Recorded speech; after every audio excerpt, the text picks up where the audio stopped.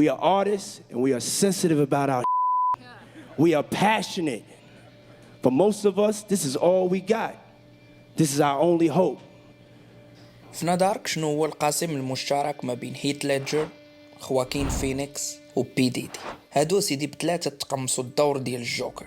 هيث ليدجر في 2008 في الكلاسيك ذا دارك نايت، خواكين فينيكس في 2019 في ذا جوكر، اما ديدي اختار ذا جوكر ككوستيوم في الهالوين ديال 2022. المشكل هو انه عكس خواكين وهيث ليدجر، ديدي ما كانش كيمثل، حيت ديدي هو الجوكر والجوكر هو ديدي، بسيكوبات سكيزوفرين وفريك. Truth be told, hip-hop has never been respected by the Grammys. Black music has never been respected by the Grammys to the point that it should be. التقمص ديال ديدي لشخصية الجوكر كان فعلا دقيق ومرعب، لدرجة شركة الإنتاج ومولاة الفيلم وارنر بروس بعتوا ليه رسالة فين كيمنعوه منعا كليا باش يتشبه بهاد الشخصية في الهالوين، وإلا عاودها غادي يقاضيوه. عندك يسحب لك باللي ديدي سمع لهدرتهم. العام اللي من بعد في الهالوين بارتي 2023 غيتقمص شخصية العدو اللدود ديال الجوكر باتمان. ما مشى بعيد وحط فيديو في انستغرام على شكل تريلر فين كيبان لابس الكوستيوم د باتمان ومصور في نفس البلاصه اللي صوروا فيها الفيلم بالطونوبيل وكل شيء. في الفيديو ديدي غادي يقج واحد خونا لابس كرافات في البيرو ديالو، خونا اللي باين من خلال لي زوسكار اللي محطوطين حداه باللي واحد من الريوسا الكبار د وارنر بروس او هوليوود عامه. الميساج اللي بغى يوصل من خلاله ديدي هو وقف عند حدك، حيت حرفيا هذه الجمله اللي قال خونا قبل ما يقشوا. هاد الواقعة بين وارنر بروس وديدي كافية باش نفهموا الشخصية ديالو، إنسان اللي مهووس بالقوة وكيعشق التحدي وما كيقبلش الرفض ولا كجواب.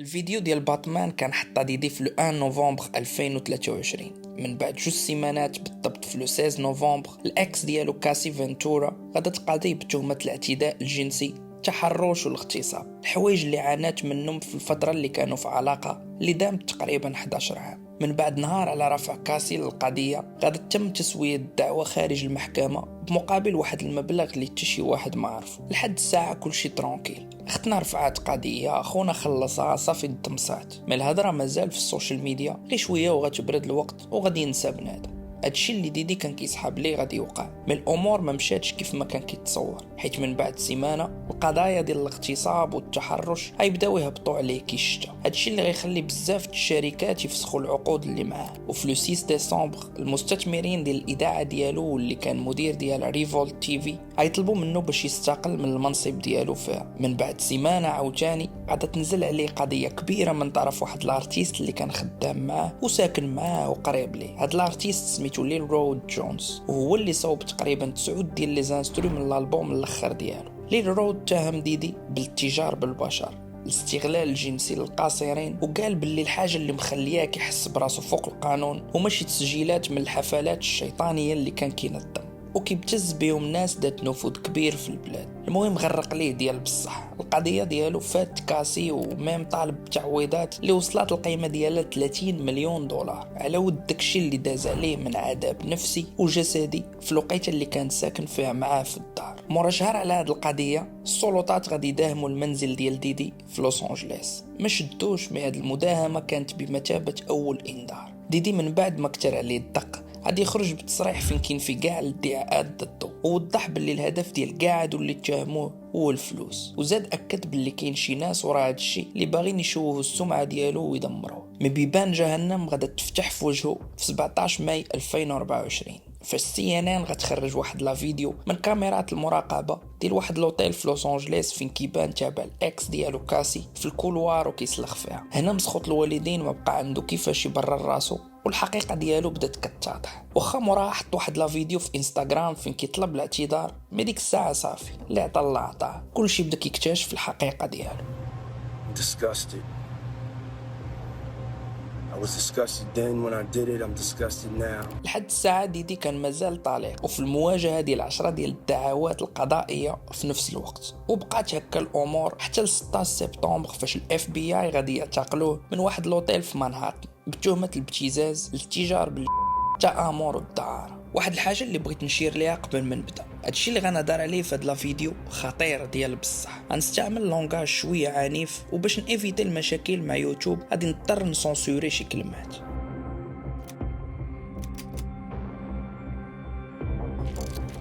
شون كومبس تزاد عام 1969 في مدينة نيويورك، بالضبط في هارلم. الوالدة ديالو كانت موديل و بارت تايم تيتشر. الأب ديالو دوز فترة كبيرة في الميليتير، من بعد غادي يدخل مع واحد العصابة اللي كانت مكلفة بالتجارة ديال المخدرات في هارلم، واللي كان الرئيس ديالها هو فرانك لوكاس. انا متاكد باللي تكون سمعتي به، واحد من اكبر تجار المخدرات في السبعينات. والفيلم الاسطوري امريكان جانجستر اللي مثل فيه دنزل واشنطن بني على الحياه ديالو. الوالد ديالو بحكم لافيلياسيون ديالو مع العصابه فغادي يتقتل في 72 فاش كانت عند شان 3 سنين. وباش الام ديالو تبعدوا على الاجرام وتضمن ليه مستقبله غادي يتحولوا لماونت فيرنون، واحد من الاحياء اللي في ديك ليبوك كانوا غير العائلات اللي من الطبقه المتوسطه عايشين فيه. الام ديالو جانيس كومبس كانت كتشتغل بالنهار وبالليل باش هو والاخت ديالو ما تخصهم حتى شي حاجه. قرا حياته كامله في البريفي، ومورا ما خدا الباك غادي يمشي يكمل الدراسات ديالو في هاورد يونيفرسيتي اللي كتواجد في العاصمه واشنطن. هاد الجامعه كانت من الاولين اللي قبلات طلبه من اصول افريقيه مباشره بعد انتهاء العبوديه في امريكا، واليومنا هذا مازال عندها شعبيه كبيره عند الامريكيين السود. تخرجوا فيها بزاف ديال الشخصيات اللي معروفه بحال كامالا هاريس وتراجي هانسون. شون بدا القرايه فيها عام 1987 في شعبة إدارة الأعمال، ما كانت عزيزة عليه الموسيقى، والحلم ديالو كان هو يولي منتج معروف. في كل سيمانة كان كينظم حفلات للطلبة، الحاجة اللي خلاته يبدا يفكر بعيد ويدخل العالم الفني. وفي عام 1989 في لاج ديال 19 عام صاحبه هيفي دي اللي كان ديك الساعه رابور معروف غادي يدبر ليه في ستاج في اللابيل اللي كان ساني فيها اب تاون ريكوردز. اللابيل اللي كان مولاها هو اندري هاريل. مورا شهورة على الانضمام ديالو لاب تاون ريكوردز كستاجير غادي توقع واحد الحاجه اللي شويه بيزار. ابارامون شان عجب اندري بزاف وقال ليه غير يحبس القرايه، ما حيت شان كان مازال عاد في الدوزيام اني. الام ديالو ما خلاتوش يخرج من الجامعه. اندري باش يقنعو غادي يرقيه وعرض عليه فول تايم جوب معاه في اللابيل. مي بلاتي عندك صحابو رقاه لاي بوست. شون تبروموطا من بوست ديال المنقب على المواهب لنائب المدير ديال اللابيل كامله. الحاجه اللي لا فكرتي فيها مزيان غادا تبان لك ماشي لوجيك، بلا ديبلوم جامعي وغي فلاش ديال 20 عام وتولي فايس بريزيدنت ديال وحده من اكبر لي لابيل في العالم. كمان شي حاجه ما هياش. تفسير سيدي لهاد القفزه اللي دار شون غادا تعطي لينا واحد السيده اللي كانت خدامه معاه في ديك ليبوك كاسيستونت و سكرتير. دونك السيده حاضره لكل شيء. جاكوار رايت كانت قالت في واحد الانترفيو باللي شون عزيز عليه يتحكم ويتلاعب بنادم. علاش؟ لانه كان ضحيه ديال نفس الشيء من طرف المدير والمرشد ديالو اندري، اللي حتى هو عاش نفس الحاجه من طرف المرشد ديالو كلايف ديفيس. He loves the ability to manipulate and control people. Why? Most likely because he was victimized by his mentor, who loved to control people. And his mentor was Andre Harrell, Tell us how who was was he mentored by Clive Davis. اوكي هنا غادي نديرو بوز. كلايف ديفيس اللي ما كيعرفوش هو واحد الاسطوره في الميوزك بيزنس، كان مدير ديال وحده من اكبر لي لابيل في العالم كولومبيا ريكوردز. عنده 5 ديال الجرامي واكتشف بزاف ديال الاساطير بحال بينك فلويد، ويتني يوستن، أليشا كيز، أريتا فرانكلين، سانتانا والليسته طويله. مي ماشي هادشي اللي كيهمنا دابا. كلايف ديفيس كان معروف بايسيكشوال، الحاجه اللي كان خرج وحده قالها علنا في الكتاب ديالو. دونك تقول لي شنو علاقه كلايف ديفيس باندري هاريل وشان؟ غنقول لك باللي داكشي اللي دار ديفيس اندري دارو لشان بكل بساطه. هادشي غادا تكونفيرمي الاكس ديال شان والام ديال ولادو اللي كانت خدامه معاهم في نفس اللابيل. كيم بورتر كانت خرجت علنا وقالت باللي عندها دي فيديو ديال اندري هاريل كيمارس مع شان. دونك هنا الصوره بدات كتوضح شويه وبدينا كنفهموا كيفاش شان قدر يوصل لمنصب نائب المدير بسرعه. واكثر من ذلك اكتشفنا انه خونا بايسيكشوال وحتى هو كان ضحيه. الرحله ديال شان مع اندري هاريل في اب تاون ريكوردز ما غاداش تطول. مورا 4 سنين في عام 1993 غادي يطرد من اللابيل، والصراحه ما كاينش شي سبب معروف. كله شنو كيقول؟ كاين اللي كيقول باللي السبب هو فاش شان وهيفي دي نظموا واحد الحفل جمع تبرعات في الجامعه باسم اللابيل، واللي وقعت فيه كارثه. ليتيكا اللي تباعوا كانوا اكثر من الطاقه الاستيعابيه ديال لاصال فين دار الشو. هادشي اللي غادي تسبب في كارثه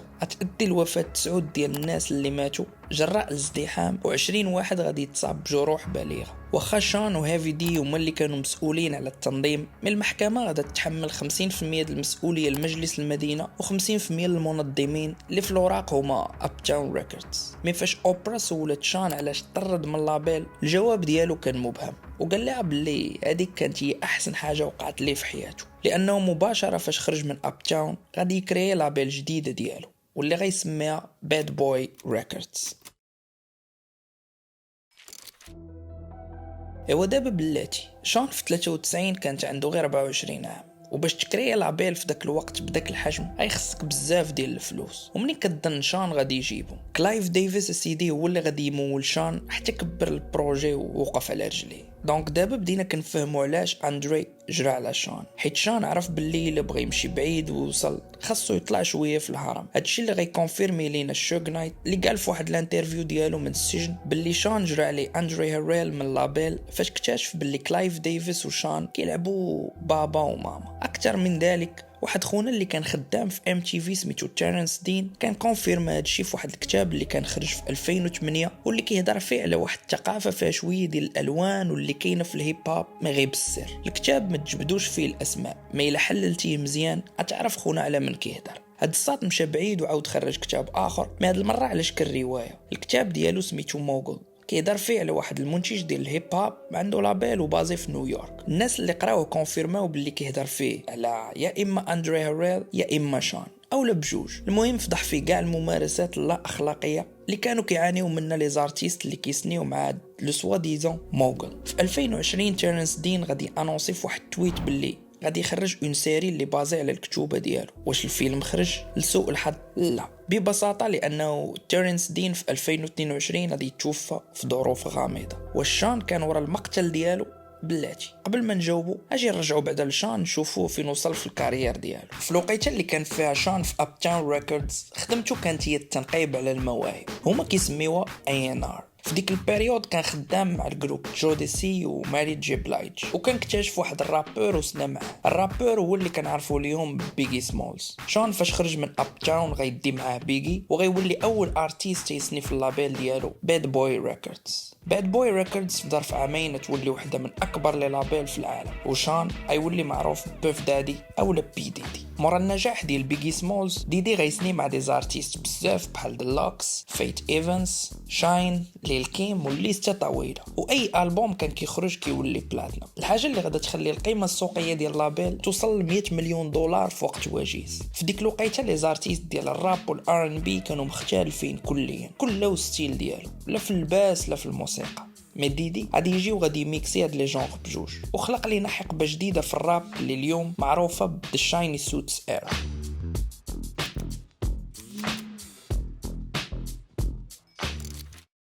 هاد النجاح والصراع على القمة بيان سور كتجي معاه تحديات. كنهضر هنا على الحرب ما بين الايست كوست والويست كوست واللي ديدي كان وسطها. ملي كنقول الويست كوست كنهضر هنا على ديد رو ريكوردز، لابيل اللي كان ساني فيها سنوب دوغ، دكتور دري، دوغ باوند وتوباك شاكور، واللي كان الرئيس ديالها هو الشوغ نايت اللي معروف مجرم خطير وعضو من عصابة البلاد واللي كان ديك الساعة كلشي كيخاف منه. ما المشكل هنا هو انه عكس كاع التصورات المجرم اللي كان خاص كلشي يخاف منه هو ديدي ماشي الشوغ نايت. انا نقول لك علاش. في 30 نوفمبر 1994 توباك شاكور اللي كان ديك الساعه في القمه غادا تجي ابل باش يدير فيتشرينغ مع واحد الارتيست اللي كان ساني مع اب تاون ريكوردز. هاد الارتيست نيت كان قريب بزاف من ديدي، وتوباك في ديك الساعه كانت علاقته مزيانه معاه هو وبيكي، دونك غادي يوافقوا بالطلب ديالو. استوديو فين كانوا غادي يسجلوا سميتو كواد ستوديوز واللي كيتواجد في نيويورك. المشكل هو توباك قال باللي داك النهار قبل ما يوصل نيويورك ديدي بقى كل شويه وكيعيط ليه في التليفون وكيسولو معاش غادي توصل بالضبط للاستوديو. الحاجه اللي شويه بيزار سورتو انه في ديك الساعه توباك كانت وصلاتو شي هضره باللي ديدي بايسيكشوال وكيقيس حتى الدراري الصغار. دابا عاوتاني غادي نديرو بوس كل ارتيست والبروسيس ديالو في الخدمه. مثلا دكتور دري استوديو ديالو مصوب وحده لا شامبر فين كينعس باش غير يفيق يبدا الخدمه بلا ما يعجز. كاني ويست من جهه اخرى كل البوم في الكارير ديالو كتلقاه خدمه في شي بلاصه. مثلا ماي دارك اند بيوتيفول فانتزي اللي بالنسبه لي من احسن لي زالبوم في التاريخ ديال الراب، سجلوا في هاواي وخسر عليه تقريبا 3 مليون دولار، فيما كان كيحتاج شي ارتيست كان كيقطع عليه تيكي وكيجيبو لتم. حتى من الالبوم الاخر ديالو فولتشرز كان سجل النص في الايطالي والنص في السعوديه في مدينه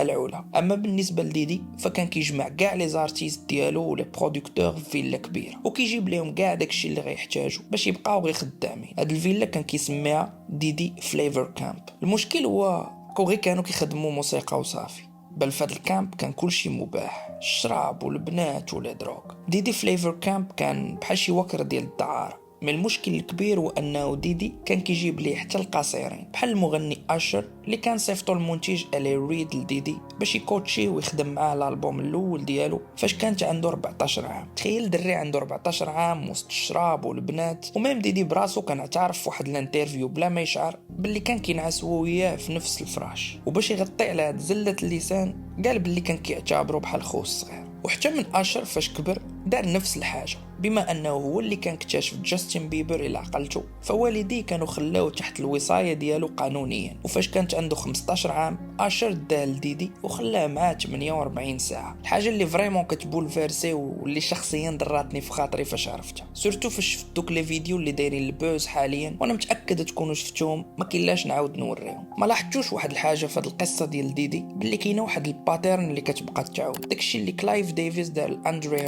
اندري هاريل عاودوا مع ديدي، وديدي براسو عاودوا مع اشر، واشر حتى هو عاود القصه مع جاستن بيبر. دابا غنرجعوا لتوباك اللي كان وصلوا هذا الشيء على ديدي وبدا كيحقق في هذه القضيه ما غير بالسر. اون فوا وصل توباك للاستوديو، 3 مسلحين غادي يبراكيو، شفروا ليه المجوهرات اللي كان لابس وتيراو فيه 5 ديال المرات. So, do you think Puffy was involved in the shooting? Only they can answer that question. I have my own opinion, but I wouldn't slander their name like they did mine. I wouldn't say things that I knew, you know what I mean? I believe so. I do believe so. I have proved things that I can say that will back up my claim, but this is not for the world to know about. You know what I mean? It's between me and him, and only he knows. هاد الحادثه شعلت العافيه في توباك، والبيف ما بينه وبين ديدي وبيجي بدا اوفيسيالمون. واخا هما نفاو كاع الادعاءات ضدهم، مي توباك كان مقتنع باللي عندهم علاقه بداكشي اللي وقع عليه. لحد الساعه الامور كانت غير ما بين توباك وباد بوي ريكورد. ما الحرب بدات تشعل فاش شوغ نايت غادي كلاشي ديدي فاس في السورس اووردز. واخا شوغ نايت هنا كان هو اللي كيبان قبيح، ما في الحقيقه راه ديدي اللي بدا الحرب وسفك الدم. مورا شيامات في لانيفرسير ديال البروديوسر جيرمين دوبري كلشي كان حاضر. الشوق فاش عرف باللي ديدي كاين في البارتي غادي يجي هو بيك جيك واحد صاحبه اللي هو وياه من نفس العصابه، جاو للبارتي خصيصا باش يواجهوا ديدي. غير بدات المشاده بيناتهم، السيكوريتي ما خلاهمش يضاربوا لداخل، غادي يجريو على كلشي. اون فوا خرجوا برا، بيك جيك صاحب الشوق غادا تجي فيه قرطاسه ومات سور بلاص من عند شي واحد اللي حتى واحد ما عرفو في ديك الساعه. من بعد التحقيقات غيتضح باللي البودي غارد ديال ديدي هو اللي قتلو بامر من ديدي نيت. مورا هاد الحادثه بشيامات، ديدي غادي يمشي في تورني للويست كوست، وبما انه غادي للتيريتوار ديال شوغ نايت فكان خاص ضروري الحمايه. وهنا فاش مشى عند الاعداء ديالو عصابه الكريبس اللي ما كيتحاملوش مع البلاد. مي ديدي هنا غادي يمشي بعيد، اوفر لواحد الممبر ديال هاد العصابه سميتو كيفي دي $1 مليون باش توباك وشوغ نايت، لانهم فريمون بداو كيديرونجيو. وداكشي نيت اللي وقع. كيفي دي والعصابه ديالو كانوا ورا الاغتيال ديال توباك في لو 13 سبتمبر 1996 مباشره فاش كان خارج من لوتيل MGM جراند في لاس فيغاس، فين تفرج هو والشوغ والكليكه ديالو في الكومبا ديال مايك تايزن وبروس سيلدون. غير باش نكونوا مفاهمين، هاد الهضره راه ماشي انا اللي قلتها، هادشي قالو كيفي دي براسو وفي يوتيوب نيت في ديزانترفيو مع فلات تيفي. He leaned over on the window. We rolled down the window. Pop.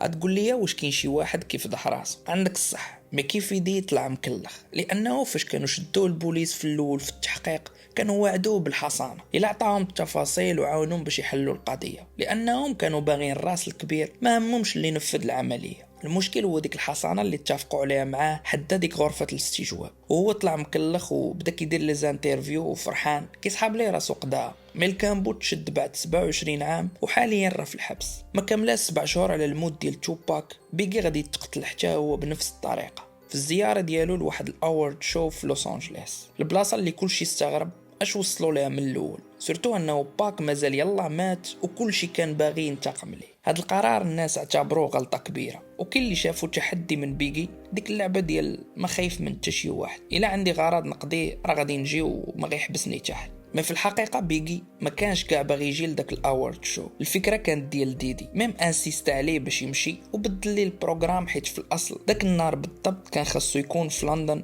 فين كانت عنده كونفيرونس دو بريس مهمه واللي كانت تحسن ليه، حيت كانت تعطي اكسبوزيسيون ميدياتيك كبيره او نيفو انترناسيونال. وميم كاع بيجي ديك الساعه كان يلا دار اكسيدون ومهرس في رجلو كيتحرك غير فلاشيز غولون. من الاخر بزز عليه باش يمشي لالي، لدرجه بيجي ما كانش عنده شوا الا يسمع للبوس ديالو. هادشي عاوتاني ما جبتوش من راسي، الناس اللي كانوا معاهم ديك الساعه هما اللي قالوا هاد الهضره في دي انترفيو بحال البودي غاردز وصحاب بيكينيت. مورا الموت ديال بيجي، ديدي غادي يخرج يمكن انجح تراك في الكارير ديالو، ولا غيبقى في المرتبه الاولى في التشارتس لمده طويله. البي ميسينيو تراك اللي كان بمثابه اوماج لصاحبه بيجي، تراك فعلا مؤثر، وبي ديدي خلى كل شيء يصدق انه فعلا حزين على الفقدان ديال صاحبه. ما الحقيقه ربي وحده اللي عالم بها. ما السؤال اللي كيطرح راسه هو علاش ديدي غادي يبغي يقتل الارتيست ديالو واللي كيدخل ليه الفلوس؟ اللي خصك تعرف هو انه بيجي ميت بالنسبه لديدي كيسوى اكثر من بيجي عايش، لانه كيف ما كنعرفوا كاملين في الهيب هوب اي رابور كيموت كيتشهر اكثر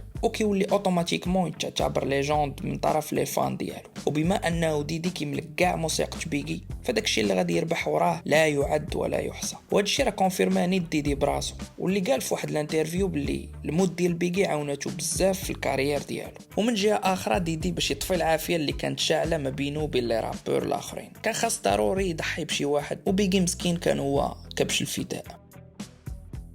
عقلتو على الاكس ديال ديدي كيم بورتر اللي كانت قالت باللي عندها دي فيديو اباحيه بين ديدي واندري هيريل، كيما سيدي حتى هي توفات في 2018 في ظروف غامضه. لقاوها بوحدها في الدار، وفاش داروا لها التشريح دمسوا القضيه دغيا البوليس وقالوا باللي سبب الوفاه هو واحد الالتهاب في الرئه اللي سميتو نموليا، واخا انه في التقرير الطبي مذكور باللي لقاو في الجسم ديالها بعض السموم. المشكل هو انه السيده كانت صحيحه ما بها والو، ونورمالمون لو بصح كانت مريضه لو كان حسات بشي حاجه ماشي نورمال وطلبات النجده قبل ما تنهار. اما في الكا ديالها البوليس ما لقاو لا ابل لورجونس لا والو، لقاوها طايحه بوحدها في الدار. والغريب في الامر هو انه داك النهار بالضبط ديدي كان هز ولادو وجداهم معاه لميامي وخلاوها بوحدها. غتقول لي وعلاش ديدي غادي يبغي يقتل مات ولادو؟ اللي خصك تعرف هو انه ديدي كان كيراقب اي حاجه كانت كدير مرتو، واخا انهم ما بقاوش اونصومبل وكانوا مفارقين. قرر باش فاش اكتشف باللي بدات الخدمه في واحد الكتاب على حياته اللي غادا تحكي فيه الحقيقه كامله وغتفضح فيه كاع الاسرار ديالو، وبالمساعده ديال اندري هيريل اللي كان مستعد باش يعترف باللي فعلا كانت بينه وبين ديدي علاقه. الدليل القاطع باللي فعلا هو اللي كان ورا المقتل ديالها غتقولوا لينا جاكوار رايت عاوتاني، واللي كانت حاضره لكل شيء. جاكوار قالت باللي ديدي قبل ب3 سيمانات كان شرا واحد السيركوي سور كومون، داك الصندوق ديال الخشب اللي كيحطوا فيه المسيحيين الميت. وشوف انت هاد البسيكوبات.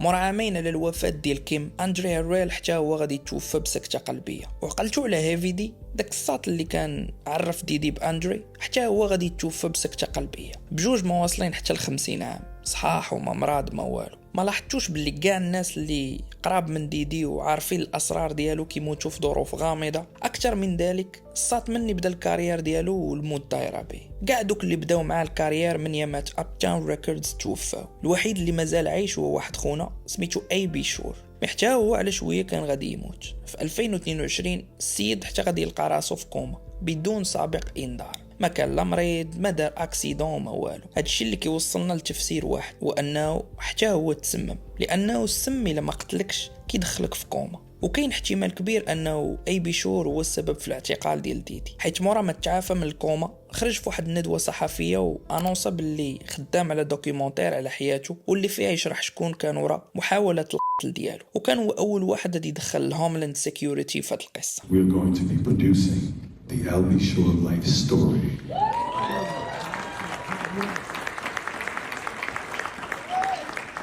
So hold on to your britches, and you'll really understand how I ended up in a coma.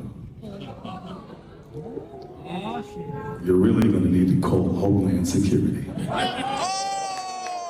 الهوملاند سيكيورتي باي ذا واي هي نفس الفرقه اللي داهمت الديور ديال ديدي قبل الاف بي اي. الا لاحظتوا واحد الحاجه، كاع الضحايا ديالو عندهم قاسم مشترك، واللي هو كلهم كانوا كيكتبوا في كتب على حياتهم اولا خدامين على دي دوكيومونتير قبل ما يموتوا. وغتقول لي علاش ما قتلش الاكس ديالو كاسي؟ ببساطة لأنها ما عمرها بغات يتشد. كاسي غير طماعة ومن الديبار كانت بغات منه غير الفلوس. الدليل هو أنه ما مشاتش عند البوليس حتى المحكمة المدنية. لو كان فعلا كيف ما قالت في التصاريح اللي خرجت بها في السوشيال ميديا باغا العدالة، ما كانش غتنازل على الدعوة في نفس النهار وتقبل الفلوس اللي عطاها ديدي بحال حتى شي حاجة ما وقعت. ما تفهمنيش غلط، كاع شفنا داك الفيديو اللي فيه كيتعدى عليها، وبالتصريح ما كنبررش العنف. احنا كاملين عارفين ديدي وحش، وحتى من كاسي عارفها. النهار الاول فاش قبلت تكون معاه كانت عارفه راسها شنو كيتسناها، مش الشهره والفلوس كيعميو، وهذا هو المشكل ديال هوليوود، كلها نفاق.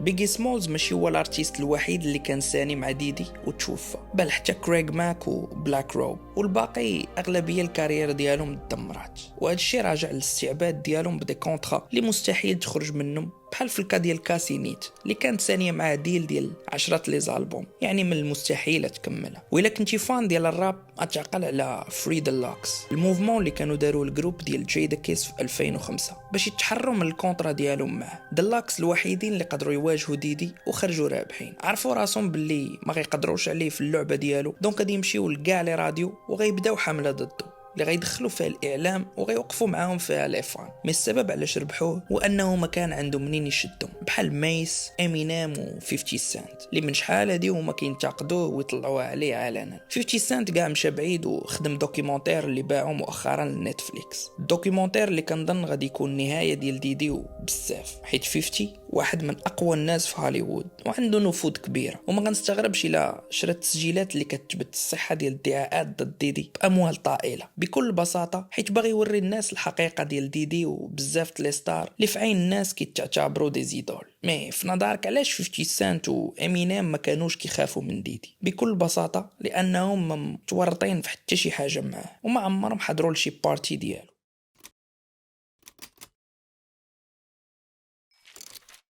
ديدي مورا ما عرف نجاح كبير في التسعينات يولي معروف بلي بارتي والسهرات اللي كان كينظم. العالم كامل كنتي كتلقاه في لي بارتي ديالو، كلشي كان كيتمنى باش تجي انفيتاسيون، واي واحد حضر هيأكد ليك باللي عاش احسن لحظات في حياته، من سياسيين، رياضيين، اعلاميين، مغنيين وممثلين، كلشي، حتى من الرؤساء ديال الدول بحال اوباما وامراء بحال برنس هاري. مي المشكل ماشي في لي بارتي بل في الافتر بارتي، واللي غالبا كيكونوا في دي بروبريتي بريفي، واللي كان كيسميهم ديدي فريك اوفس. داكشي اللي كان كيوقع في هاد لي فريك اوفس انا وياك صعيب نتخيلو، حيت فعلا غير 1% ديال الناس اللي عندها اكسي لداك ستيل دو في. اش منك يا دروغ، اش منك يا بنات، اش منك يا شراب، اي حاجه تحت لك في بالك موجوده، وكل شيء مباح. بالمساعده ديال المخدرات كان كيخلق اجواء شيطانيه اللي كتخلي بنادم يدير شي حوايج اللي من بعد كيندم عليها، وهذا الشيء هو اللي كيستغل ديدي. كان كيسجل كل شيء، ودوك التسجيلات كان كيبتز بهم ناس ذات نفوذ كبير، يا اما باش يربح صفقات يا اما بالمقابل ديال الفلوس. بكل بساطه هادشي اللي كونفيرماوه نيت الاف بي اي اللي لقاو دي كاميرا سريه في كاع لي شامبر ديال الديور ديالو. القوه ديال ديدي كانت كتجلى في الابتزاز هو باش بنى الثروه ديالو، وهو البيزنس موديل اللي خلاه يولي بريسك بليونير وصاحب نفوذ كبير. نفس البيزنس سكيم ديال جيفري إبستين اللي كلشي عارف القصه ديالو، واخا قاعد الافعال الاجراميه اللي ارتكب هادي سنين ديدي عرف كيفاش يروض الراي العام ويبقى ديما كيبان كلين. فوق ما كانت سميتو كتوسخ وكتكثر عليه الاشاعات كان كيبدلها. ميم اخر اسم سما راسو كان برادر لوف، حاجه اللي ما عنده بها حتى شي علاقه، مي بارت من الماركتينغ والعبقريه ديالو. ديدي فاش كيشوف راسو في المراية كيشوف إنسان ناجح، كيشوف إنسان قوي وقدوة للناس اللي عندهم نفس الخلفية ديالو. من التسعينات وسميتو ما كتخطاش العناوين الصحافة. أنا شخصيا كفان ديال الراب من نهار عقلت على راسي وكنسمع بالجرائم اللي ارتكب والمؤامرات اللي في الراس ديالها، ولا كيسحب ليك باللي هذه أول مرة غيقاضي شي واحد راك غلط. عنده أكثر من 180 قضية ضده، 123 وحدة غير هاد الشهر. كلشي كان عارف القصه ديالو، عندك يوهموكم باللي هادشي جديد. هاد القضيه حنا بعيده علينا كمغاربه وما عندنا بها حتى شي علاقه، ابار فريش مونتانا اللي مسخوط الوالدين خايف لي يخرج ليه شي فيديو ويطيح لينا الضراب.